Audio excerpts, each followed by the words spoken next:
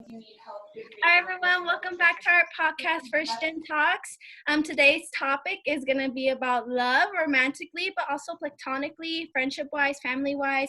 We're going to give some tips on healthy relationships. We're talking about a lot of things related to love. I know it's past Valentine's Day, but I think we just need to have a lot of, compassion, spread that love in the air. So if everyone could go ahead and introduce themselves very quick, and yeah. Well, again, everyone, I'm Alfredo Gallegos. I am an assistant director here at the university, and I am really here just to share experiences and, drop some tea and talk around with everyone. I guess I could go next. My name is Nicky Gallegos. I'm a second year at DU, and I'm part of 1GenU. Do you know a lot of people think we're related, Nikki? Yeah. Didn't Brianna thought you were my cousin or something at the beginning? She told me. I can go next. My name's Kira, and I graduated from DU last year in June. And right now I'm working as the Denver Market Fellow in advancement. But I'm happy to be here. Hello, my name is Anthea Johnson-Rowan, and I serve at the university as the interim senior director for access and transitions, and also the director for the eSTEM program. So for all my eSTEM peeps, eSTEM! I can already hear everyone already shouting eSTEM. In my head, I felt that energy. All right, so I think the first question I really want to focus on, Anthea, if you don't mind, just talking about, can you talk about, what are the love languages? I feel like everyone needs to understand that before we talk about love in general and understanding this. Sure. So the 5 love languages is a book, and in the book, really what it describes is that each one of us appreciates and understands love in these 5 different ways. And so those 5 different ways include words, like words of affirmation, either somebody verbally telling you or writing down that they love you or they care about you or what they appreciate about you. Time, quality time. So someone might have a hard time saying I love you, but they might be willing to give you time, play racquetball with you, help you fix a car. You might think about, even now during this COVID environment, if your parents cook, like actually cooking with your parents, they might actually be appreciating that from you. I think the other piece is, of course, who doesn't love cards and goodies, right? So gifts, somebody gives you something that's either for a birthday or even unexpected. As an example, my daughter's friend had a birthday last weekend, couldn't have a birthday party, and so we sent her a birthday party in a box with balloons, and each one of the girls had microwave cakes that they could make on the Zoom call, and then they also had these Asian soda pops, because we live near H Mart, and they have these so it's stuff that her friend wouldn't get in Fort Collins, and so she got the box and got a chance to celebrate her birthday with Liana. So it was like this mix between gifts and time. And then the other one is service, and that's kind of similar things, but someone doing something for you. So an example of this could be if you have ever told somebody, I would really love to have flowers planted in my front yard, and your neighbor's really good at gardening, and one day they surprise you by doing that. That's kind of a gift of service. And then the last one is just physical touch. So anybody who knows me knows I love hugs. I love to give hugs. I came from a very affectionate family. And I think sometimes people appreciate a hug because sometimes there's not a word, sometimes it's that comforting moment of someone just being close and near. And so it doesn't even need to be a hug. It can be like a touch on the hand, a touch on the shoulder. But just something that says I'm with you at this moment.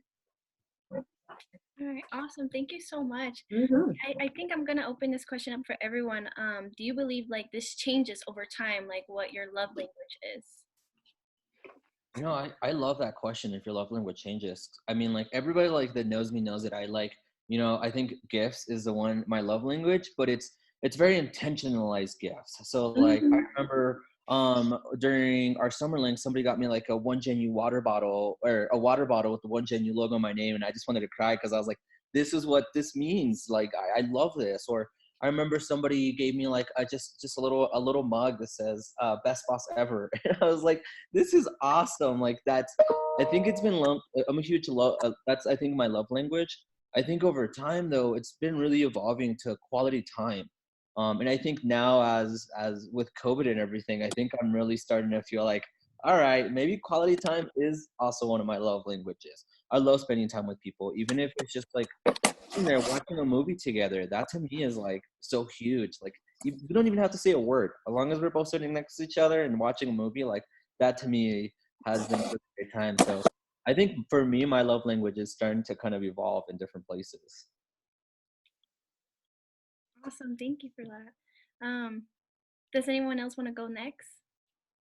Yeah, I was just gonna say, like, I think I've noticed my love language shift, at least in a romantic sense, with different partners I've had. So like my previous relationship, I was much more about like quality time, and my partner was more just like their love language was physical touch, and so like that was a bit of a divide for us because that was like my lowest way of communicating love. So, but in my like current relationship, I think that's much more like how I'm expressing myself. And so I think maybe different people draw that out from you in different ways. Yeah, so I think like time, but also the person as well. I guess I could go. I was thinking that like maybe just like based on my priorities, like based on what my priorities are, my love language might change, because I feel like mine is acts of service, and like I really value when people like go out of their way to do something for me and just make my life a little bit easier. Like just the little things I think speak volume. But like if I'm like in school in the middle of like whatever midterms or something, like I'm not going to be able to do that for everybody. So I think sometimes, even though I value that, like just being able to give somebody a hug is something, and like giving what I'm able to give like in that moment based on what my priorities are.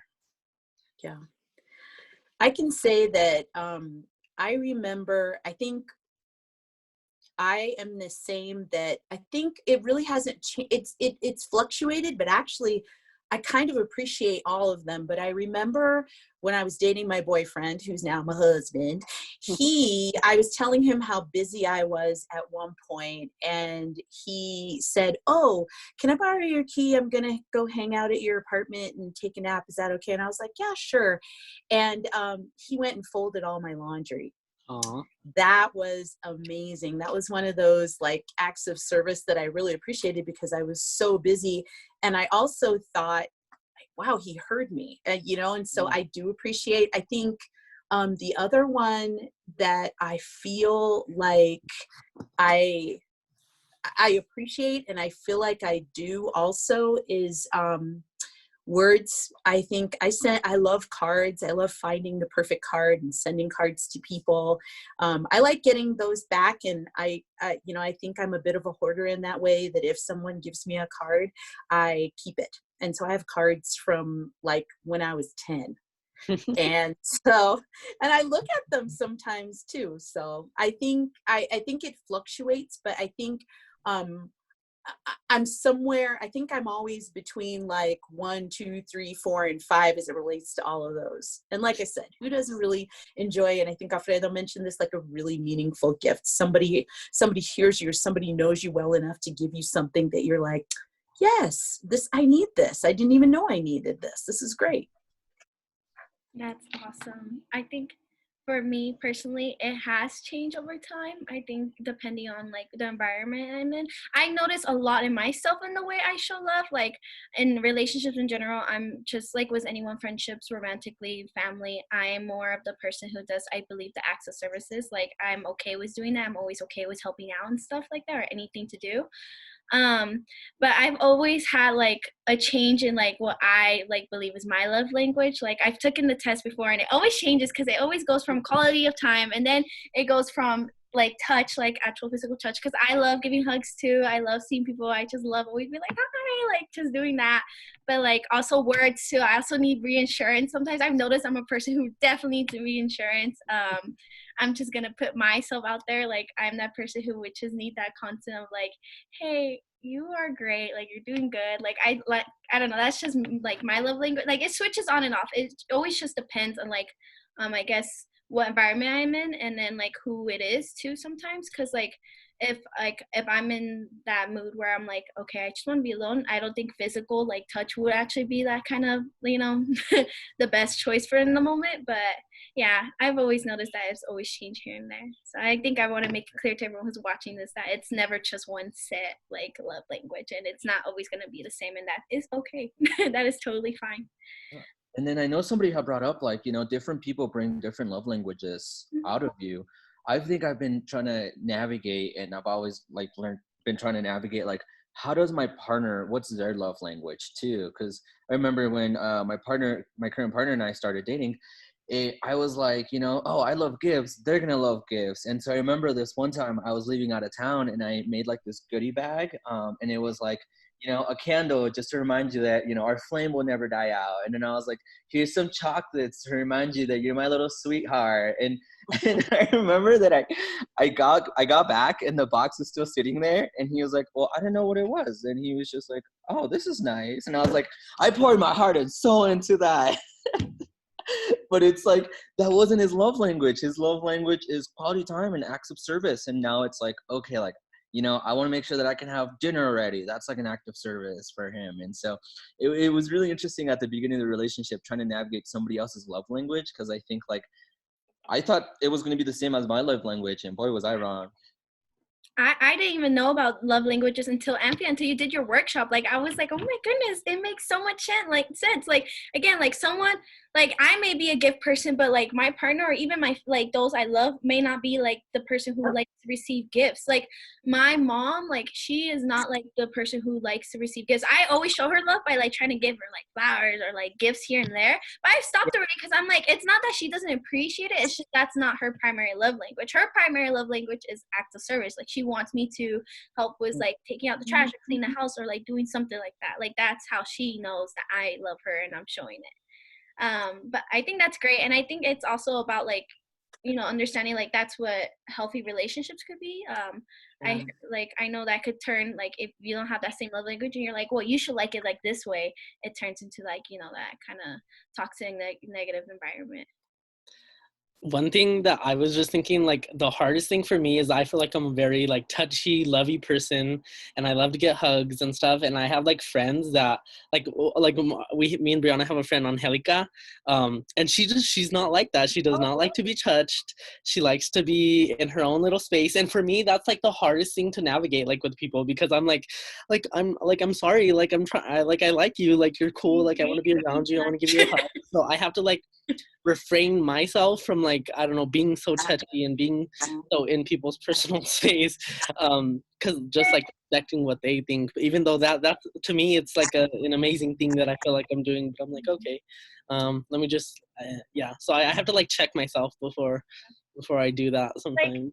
Like when me and Nikki hang out with this friend, like I know that I could go hug him, but with her, I don't hug her. It's not anything against her, but it's like I already know she doesn't like hugs. It's not anything like that. And she's like, hey, like she'll still have a smile on her face, and I don't take it personally either. I'm like, I don't take it personally, but I just have a hard time like doing that. I don't know. It's just me, I guess.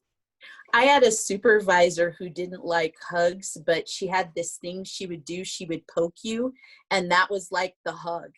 So if she was like really feeling it, she'd be like, you all right? And that was kind of her check-in. And the hard part was that my friend Joe and I are also super affectionate people. We're huggers. And so it took a while because there were times where we would be so filled with like wanting to give her a hug because she was super supportive boss. She was so great, but that just wasn't where she was. But towards the end of it, we kind of reached this middle ground where we knew that we couldn't hug her too much, but she also knew us and was like, okay, yeah, there are certain times where we need to feel close. And she was so amazing. But it was funny the first time because she poked us and I was like, Joe, did she poke you? She was like, yeah, she poked me. I was like, what does that mean? I don't understand. And then we asked her and she was like, oh, that's a hug for me. I was like, okay. Well, that makes sense. So I think that's part of this whole conversation with love languages, is these conversations that you have with your partners and your loved ones to kind of figure out, like, how do they appreciate receiving love, or how do they want to know that others care about them? And I think that's the best way to learn, is sometimes to ask, because sometimes when you get that friction in a relationship, like what Alfredo was mentioning, and you're like, well, I'm really irritated that my partner didn't open my bag. That took me like hours to put together. And I was like, I was feeling myself in there, and you're saying to yourself, that's what I would like. But then the problem is that your partner just doesn't even think that way. And so it's not that it doesn't make them a bad person. It just means that for them, affection comes differently, or they want to feel it a different way. I think that's great into the next question I have here about, I guess, knowing the difference between, like, of course, that love, but also healthy love, because I know it's very two different things. There's love, of course, but it's not healthy, and it's, it can hurt people. And then there's the healthy love, it's where it comes with compromise, trust, and all that stuff. So I want to see where your thoughts are, like, what's the difference, or like, how do you know it's a healthy type of love in any relationship? I think something that really like comes up to me is like with healthy love and unhealthy love is self-love, right? Like how to love yourself in a healthy way, and how you unlove yourself in a non-healthy way. I think for many of us, sometimes we feel like, we're having a terrible day and we feel just like very crappy about ourselves and who we are, and we start just self-sabotaging ourselves by telling ourselves so many negative things about ourselves, like you're not good enough, or you're not this, or you're not that. And you start comparing yourselves to other people. So, I've seen that kind of love, not, maybe not towards other people, but like self-love is just so important, and something that I like to echo always to people. It's like, sometimes the most important relationship you'll ever have is the one that you have with yourself. So learning how to like accept yourself, learning how to love yourself, learning how to love your flaws. And I think our flaws are what makes us perfect. So, for me, I think it took me so many years to really get to a spot where I'm like, you know what, I am great in these areas. I love myself in these areas. I can improve in these areas, but it's not anything negative. So I think for me, I think self-love has been one of those things that was such a journey. But it took me a long time to get to where I am today. But I think it helped me develop that thick skin, and like always just being positive about myself. And I also have just a lot of conversations with myself, and I'm like, damn, homie, you're awesome. You're incredible. Like, that self-love. So I think, understanding that sometimes the most negative, unhealthy love comes from ourselves, looking inwards. So, I really like that. I think one of the things, this is going to be a question for later, but I can also bring this one up now, is like a lesson that I've learned with the experience of love is self-love. I think like realizing that I can't depend on other people's love for me to be the only, source of where I get my love from. It's about, I think, Anthea, like you said, that cup, like I can't keep pouring myself,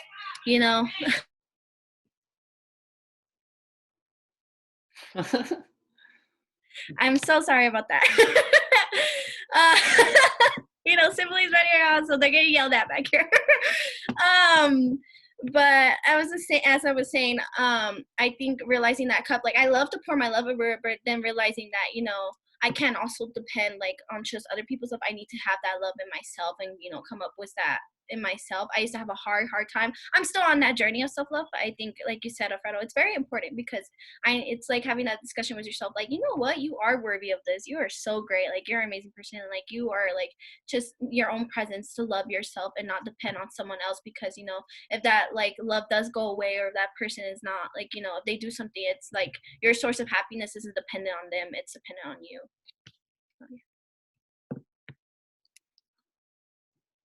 I agree. I think the other piece, when you think about really having a healthy relationship, is it's not about another person completing you, but it's really about somebody else enhancing the experience you have together. So it's about appreciating each other. It's about recognizing that you don't have to be together 24/7. In fact, it's very healthy to be able to have some time apart and to grow and to learn. Like, my partner has lots of hobbies. He and I we actually met doing karate, and then kind of over the years we have different hobbies. So I'm still doing karate.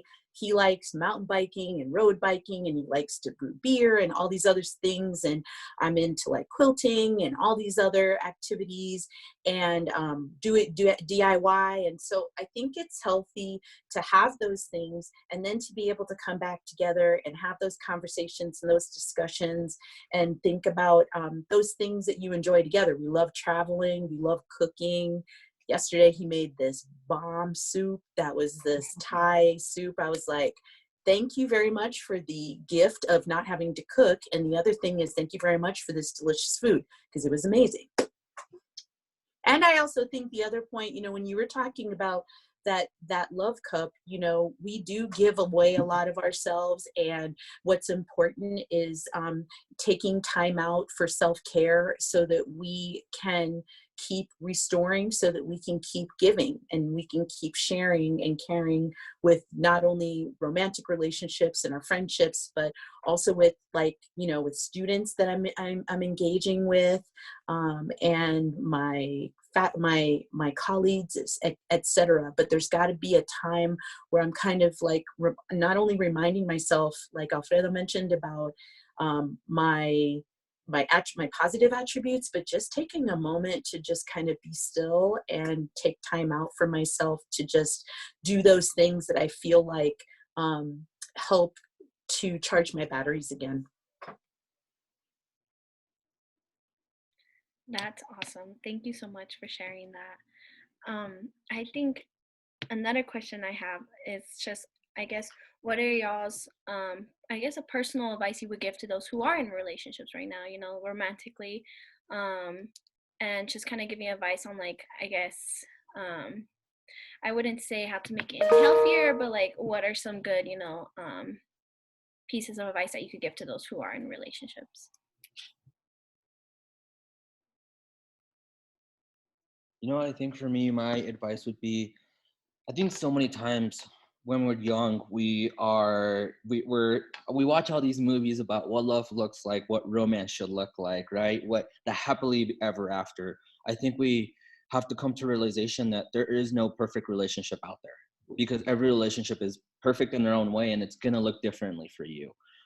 I think my advice would be open to the idea of that. Be open to the idea of that love is not always perfect. Love can be at many times hurtful, but continuously, as long as it's a strong love that you work together with, continue to grow as a person. And love is always changing. I think when you're together for so many years, that love starts evolving in so many different ways. So I think my advice again would be, get the idea of what a perfect relationship looks like, and be open to the idea of you might be able to, you might date someone that's totally different than what you expected, or, your life might just look a little bit different than what you thought when you were a kid, when you saw all those fairy tales. So I think just being open-minded, and love is a continuous work. It's not always perfect. It's always continuous, and it's something that you always have to continue to work on. But if you find the right person, there's always going to be love in so many different ways and areas. I think I would say something I've kind of been wrestling with recently is this idea that in society will say when you have a breakup, when you go through a breakup, that's like a relationship that failed.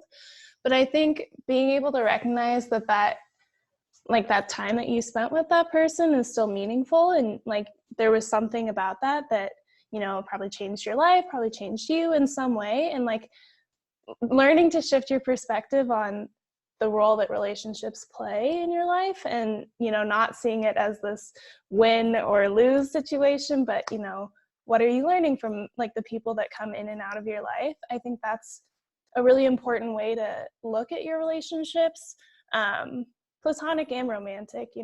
Sometimes things just don't work out, and that's okay. But yeah, I think that's a really important lesson to learn, especially when you're at this younger stage, and there's so many people that you're going to meet throughout life, and yeah, I don't think you should look at it so black and white. I think friendship breakups hurt, that just as much as any romantic relationship. I think it's just that same pain again, because it's again that love. I think that's great though that you said, again, like if you ever do have that breakup, it's not like a failure on like, you know, you couldn't do it and stuff. It's just more like, you know, some people are meant to stay in your life and some people have to go, and they're there for the lessons, they're there for certain reasons, and you know, being okay with that, being at peace. I think it's like it's so unfortunate that, you know, a lot of like social media and stuff is like, oh, like what went wrong, like what did you do, what went, like what messed up, and sometimes it's like not even what went wrong, it's just everything, like, you know, it had to be that way, and sometimes two people can't make it work, and it's totally okay, it's nothing wrong. Sometimes again it's like, oh, who did what wrong, like whose side, who is it, and it's like it's nothing about that. It's more again like, you know, those two people just couldn't be together, and it's healthier for them to be apart. Yeah, I think the two pieces of advice that I would share is my auntie always says that even grass tastes good to a goat. So that just means that there's somebody out there for everybody, and that individual, you know, sometimes I think when you're dating somebody, your friends are like, why are you dating that person? Or why are you putting up with this or that or the other? And sometimes it's just that, you know, two things make sense, you know, two people make sense, and it doesn't have to be, the person doesn't have to fit into a certain mold. They just have to be right for you, and you have to be happy with your relationship with them. So that'd be number one. Even grass tastes good to a goat. Two, I would say, is be yourself, because when I was dating, when I was younger, I felt like I would always try to be the woman that I felt like this person was interested in, and it never worked out. But then with Nathan, we were friends first, so we were sweaty in karate together, and he came over to my house, and I'd be wearing rollers, and I was like, I don't care, come on in, have a seat. And I was very like, you know, he was my friend, and so I think that was part of it too, is not only was I myself, but we were friends, and so we built this relationship first, and you know, then it became romantic. But by that point, he had seen warts and all. We worked out together, he had seen my hair in rollers, you know, scratching my butt, yeah, just a second, I'll be right with you, you know, I mean, I was very relaxed, and still he liked me. And so I think that was part of it too, is there's this point where you've got to like drop all of those things, and you can't be, it's hard to maintain something that you're not, just so you can look attractive into the eyes of this person that you think you like. If you, I mean, imagine having to keep that up for your whole life. Like if you guys decided you were going to be together and you had to keep that up, you would be exhausted, you would be crunchy, you would be like, you'd have all kinds of feels going on, you know? So there's got to be a point where you just like, you have to be you, and if that person likes who you are and you like who that person is, and you're both authentic, you know, then you can kind of move forward. And I think that's true for friendships, I think that's true for romantic relationships, and even with your kids, friends, you know, I think I'm the only one on the call that has kids. I mean, you know, that authenticity is important, because you're teaching your child, and especially, and I have a daughter, like I want her to know how to be a really strong, positive woman, and how to show up in relationships and be who she is. I think that really, Yeah, I love that. I think like yeah, I think for me, like some of the most, like the deepest connections I've had were when I didn't have to force anything, and there wasn't any pressure to like put a label on something. It was kind of, it just developed very naturally, and I just showed up and I was myself and they were themselves, and some things clicked, some things didn't. But I think just like you and Alfredo both said, like not putting pressure on anything. I think that's the biggest thing, and that's this thing that I'm working through too. I've had like people that I've talked to, and like I don't know, it just felt like we wanted to like rush into something, or like I don't know. But like those didn't end up working out, and the ones that did were the ones that I was friends with, and the ones that like I feel like I was comfortable to talk to and stuff. So yeah. But that's my piece. But also I have to go watch my nieces. So I'm gonna be logging out. But thank you guys, and spread the love. You know what Nikki Bye. said reminds me even a little bit about like social media too, like relationships and social media, of like this concept of, you know, when you're in a relationship, you have to post it everywhere, and you know, people have to follow every single one of your moves. And it was really interesting, I think, for me, until we actually made it like official, because we really wanted to enjoy it, like just ourselves. Even when we got engaged, we waited 8 months to make it public, because it's like sometimes even social media, there's this pressure of like, hey, there's this perfect relationship or this or that, or people want to put their 50 cents in. So I think even relationship and social media has been such a game changer with just, again, a technology now. So I think, I don't know, social media was just something I wanted to bring up, and like how it can affect relationships or like expectations of people too.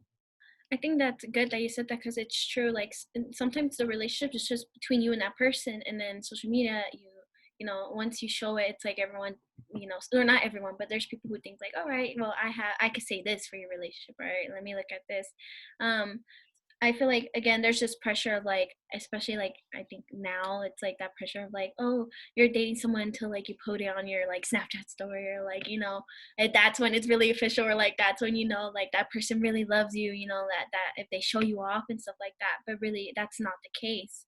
And I think it's important to remember too, like, relationships just with anyone in general, like a relationship between you and your mom, that's between you two. Whatever happens between you two is between you two. Don't try to get like other people involved in it too.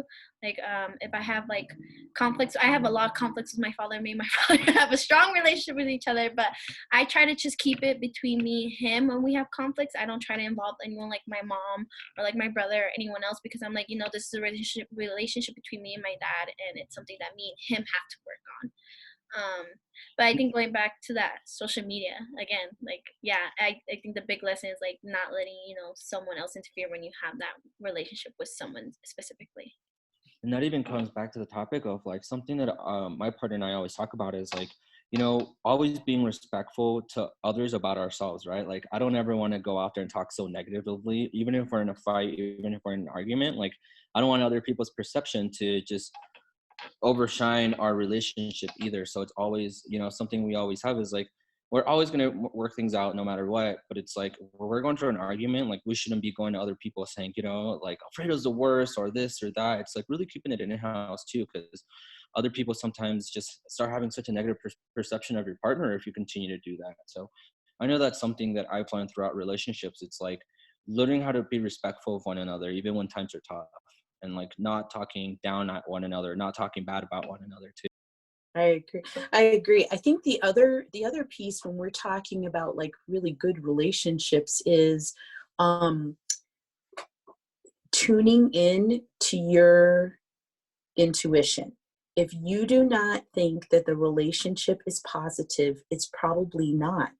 And so what is it about your intuition? Is it, you know, is it that individual is calling you names and you're like, but I, you know, when things are really, really good and those nuggets make you want to forget about all these other things that are wrong.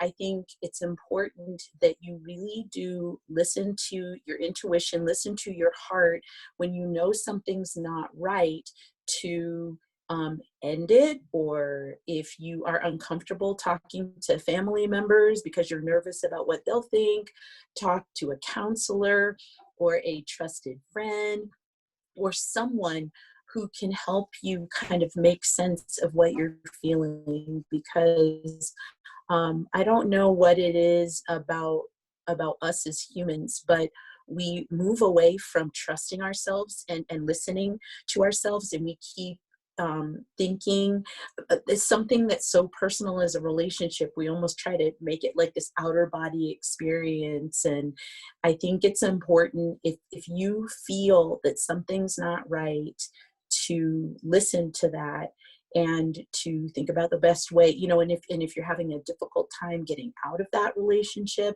once again, do you trust your family? Do you trust a friend? Do you trust a professional help, a professional counselor, somebody that can help you kind of untwine for that if it's not the kind of relationship that you want? Because I mean, a really good relationship is a loving relationship. It's a kind relationship. It's one where you feel like you can be your best self with that person. And if that's not happening, that's something that you need to, you know, you need to make sure you're addressing. And I think the other thing is not to be afraid to talk to your partner about things that you are not happy about. It doesn't mean you're nitpicking, but it really does mean that you're kind of addressing this, because it's on you. I mean, here we are, we're these two different people, and it's hard to become like a couple, a romantic couple, or even friends. Coming from these completely different lifestyles, you can have so much in common, but there are still all these things that are so individual and personal to each one of us that I think you have to talk about it. I remember one time my friend said something to me, and it just struck me wrong. And so I asked her, I was like, did you say that just to piss me off?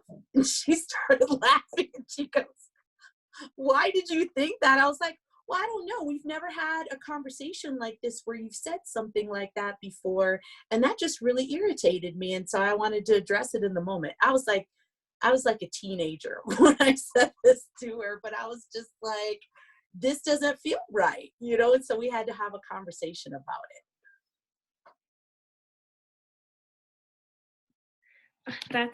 I think it's like, it's true what you said. Like, sometimes we start to have our doubts, and you don't start to, have your trust in yourself. I'm definitely one of those people who like to see the best in everyone. That's just me. But also, I used to have those feelings of like, they're probably not the best person to trust all the time, or be telling, your secrets to, and stuff like that. And I think I've learned a lot of times that, I need to listen to my gut, because even with friendships too, like, it's just like, some friends are really there for you, but some friends, aren't there 100% to support you. It's unfortunate, but there's some people who don't 100% aren't going to be there for you and want the best for you.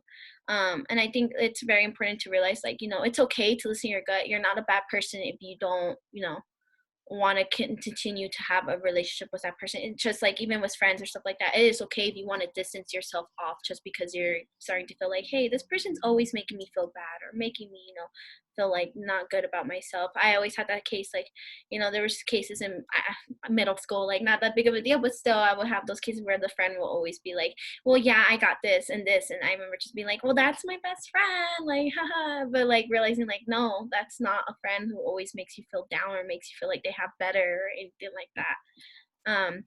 I think the next question I have here is, what separates platonic love from romantic love, I guess. I know that one's like a interesting one.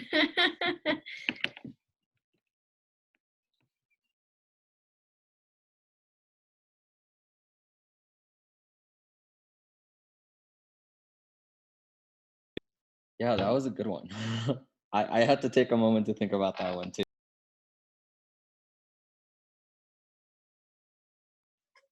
The one thing that stands out for me between platonic love and romantic love is desire. I think that's probably the big thing, to the desire to have a closer, a closer relationship. It doesn't necessarily only mean physical. It just means you want to be able to like share more in the deepest way.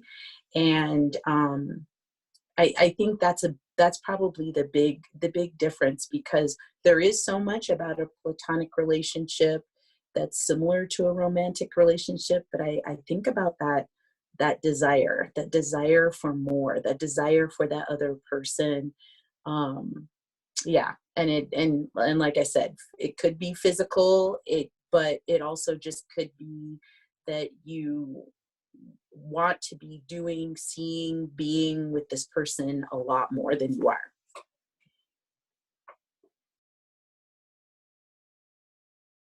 Yeah, I mean, that's probably what I would say too. I think any like healthy, good romantic relationship has that basis of like companionship. Like, I think that's a big part of it, but there's just like a little bit more to a romantic relationship, based on that desire. And yeah, I guess I want to say like seeing yourself like in kind of a unit with them, but like, I mean, obviously still having your independence. I don't want to convey it like that way, but I think you look at that relationship just a bit differently.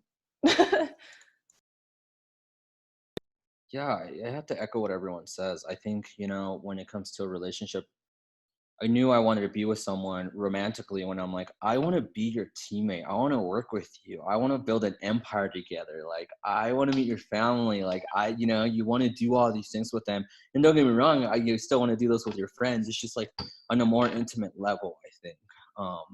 But I don't know. Sometimes I also want to marry my friends. So it's just like, this is a thing right here. But yeah, I think those would be my thoughts on that. I know that was probably like a very like hard question to answer. There's no right answer to it, I think. But I want to ask one last question before we close off this podcast. I guess, how would you describe the feeling of love? How would you describe it? I know that's another hard one. Don't try to use love in the same definition of it, but how would you define it, I guess? And, again, it's not only just romantically, but again, just a feeling of like, how would you describe what love feels like?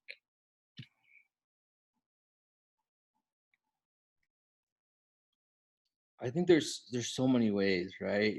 I mean, I think my go-to answer would be like, you have those butterflies in your stomach, but I think for me, I know I wanted to love someone. I knew I was in love with someone when I want to spend time with them. I want to spend all my day with them.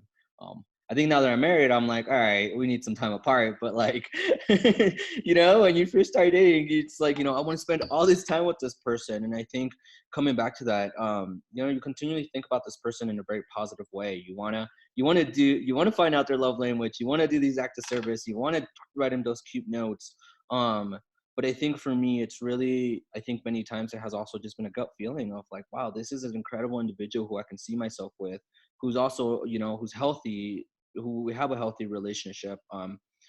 But I think first it started off with those butterflies, and it kind of just progressed from there of like, wow, I could really truly see myself with this person, and doing my own actions to get myself there with that person too, and like just bonding over things. So, but I think every love just looks so different, and everyone is so different. So it's like, I might be saying this, but someone else might be experiencing love so much differently too. I think that's true. Like, again, for me, I think I know I'm feeling it, or like I describe love as like, again, like Anthea mentioned, like being yourself, like where I don't have to hold back. Like, I have those moments with friends where I'm just completely myself, like to the point where I do like that ugly laugh where you're like so loud and you're doing like the ha ha, like that type of laugh. Like, my friends know when I'm actually laughing, and I love that because, like, again, it's like where I could be myself. Would I do that laugh like in class? No, probably not.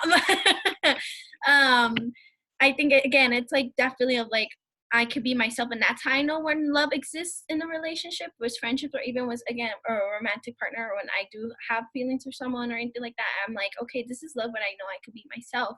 And even with my family and stuff, if I have to hold any part of me, maybe like, let me think about it. Like, is that really, not only like love, but also, again, if I have to fake myself, that takes away from my self-love.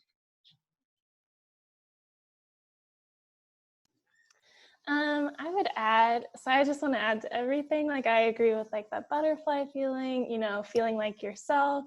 I think there's a lot of warmth in that feeling, but I would also add that, at least for me, it kind of changes how it colors how I see the world a bit. I know that sounds so corny, but like little things, I'll be like, oh, like my friend would love like that. Like, I see them in like this plant or something. I don't know, like small little things like that I see throughout the day. And I'm like, I think of someone, and I think that's a little bit of love, and like the way you experience it too, a small part. But yeah, that's a tough question.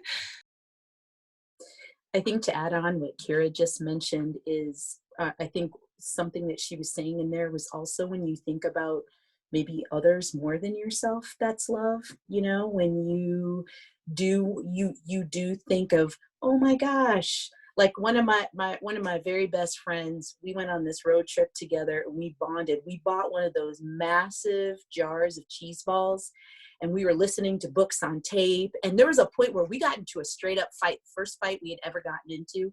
And the only thing that broke the silence was these cheese balls. Like, we were like throwing them in, and then I had passed them to her. And now, like, we've been friends for like over 30 years. And like, anytime we want to get together and talk, it's cheese balls, and anytime I see cheese balls, I'm like, Carmen, I gotta get with Carmen, and so I think, and when I think about you know, my partner Nathan. I try, you know, I think and my daughter, I'm always thinking of things that they would like, or my mom, I'm always thinking of things that they would like, or maybe it's not even like a thing, but it's like, oh, would they, you know, Liana likes RuPaul's Drag Race, and so we'll like sit and watch that together.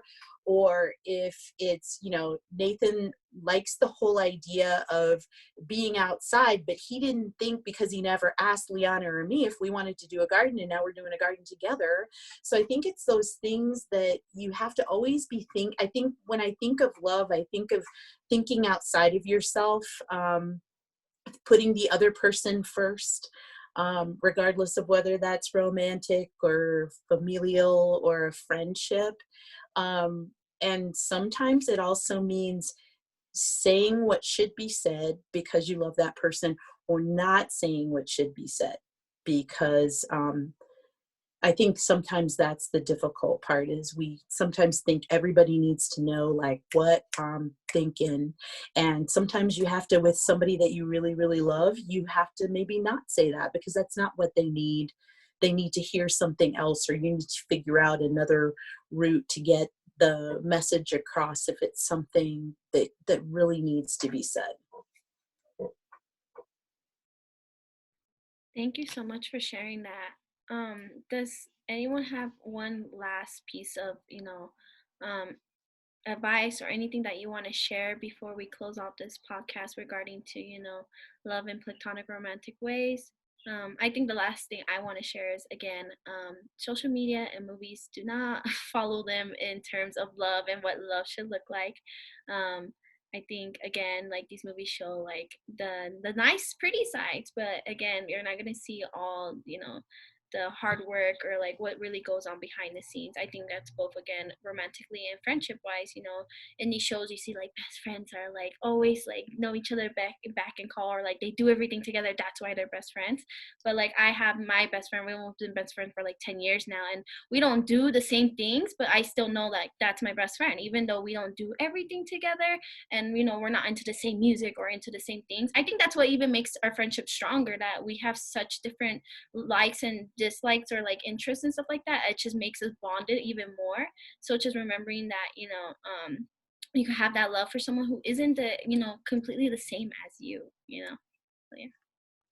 I think I have to quote like a really famous drag queen, but I think you really like have to really learn how to love yourself before you can love anybody else, right? Yeah, Anthea knows what I'm talking about. But like, again, I think self-love is very important. I think many times in relationships, arguments or things might come up because of our own insecurities or things we have going on in our own selves. So like learning how to, navigate our own self, our own self-image and our own self-love, and being in a very good place ourselves. That way we don't end up being very toxic to other people or in a toxic relationship because of ourselves. So I think just for me, I always like to echo self-love. I think self-love is just really important, and many times we don't do it enough. I'd say, to add on to that, don't be afraid to take your own self out on a date. If your friends are busy, if you are not dating somebody, but you still want to go out to your favorite restaurant, go do it. If you want to go see a movie, go do it. But don't be tied to waiting for another person to like complete or enhance your life. Even now, I'm married and I still take myself on dates. I love my own dates. Like myself, like I just need to get away. Like, let me just get away for a minute. I'm with you. I'm with you. If my husband's not ready to take me to Pasta J's, I take my child and I go together. That's my favorite restaurant of life. I'm craving cheesecake. I don't need you. I'll go get some cheesecake myself. Like, but I'll bring you a piece back though, because I love you. I miss you, but it was delicious.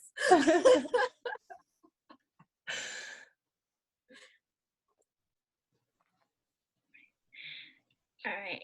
Is that everything everyone wants to say before I go ahead and end this podcast? That we can start waving goodbye. All right. Thank you to everyone who was listening today. I hope you got some great insight. I hope you learned how to. Oh, I think you're on mute. You're on mute, Anthea. Oh, Anthea, you're on mute. Sorry, I was the one. I was asking Kira if there was something she wanted to say because her microphone was unmuted. And then here I am going.